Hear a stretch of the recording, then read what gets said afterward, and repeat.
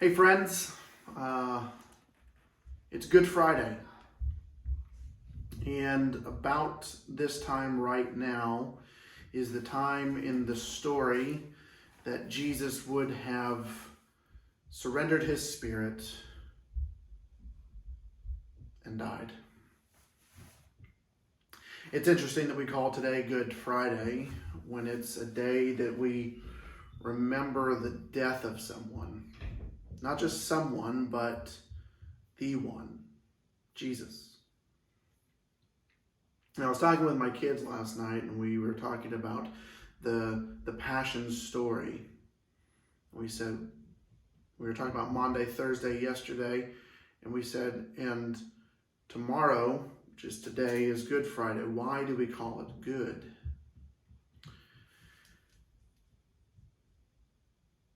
And my kids gave some answers, and I asked them this question. Okay, let's say that you committed a crime. And that crime, you go before the judge, and the judge says you have to serve a lifetime in prison. Now, that's not very good news. I said, but what if this? What if the judge says, but here's the thing, you are not going to serve that sentence. Instead, I, as the judge, am going to serve your sentence for you.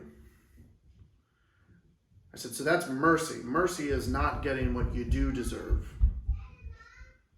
Grace is something so much more. Grace is getting what you don't deserve.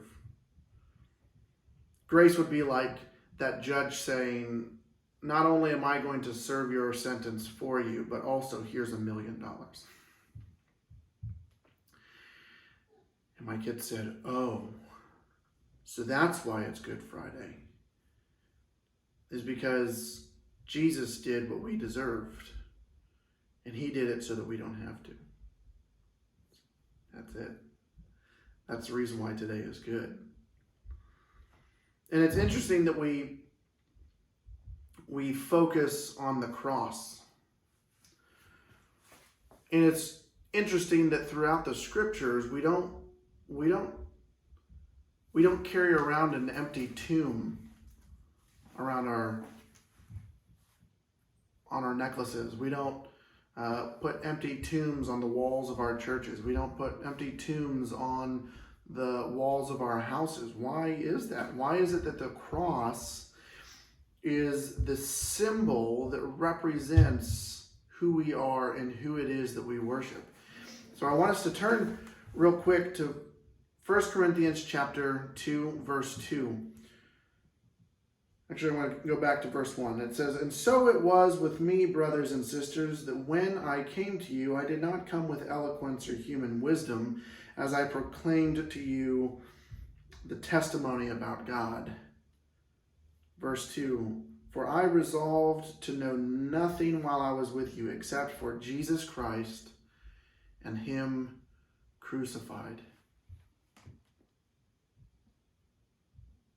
What if we as a church, what if we as a people were a people who vowed to know nothing except for Christ and him crucified? What would that mean for us? Just a few moments ago, I finished watching The Passion of the Christ, which is a Good Friday tradition that I have. And I watch it not because I enjoy the violence and the gore, not because I enjoy watching an innocent man die, but I do it to remind me that in order to join Christ in his resurrection, we also have to join him in his suffering. And so, friends, that's what I want to invite you to do today, is just take some time and reflect on the cross. Ask this question: what does this mean for us? What does this mean for me? How does the cross inform the way that I should live?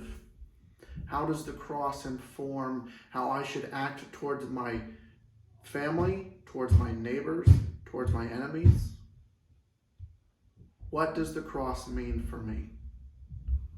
And maybe, just maybe, if we were a people who vowed to know nothing except for Christ and Him crucified, maybe then and only then will we become a people who would rather lay down our lives for our enemies than to see those same enemies killed. Maybe then will we have the heart like Jesus, who would rather serve than to be served.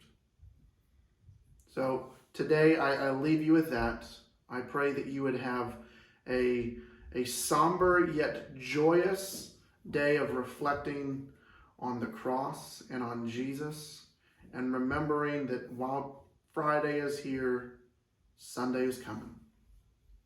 So I love you, dear friends. I love you. I love you. I hope that we can see you on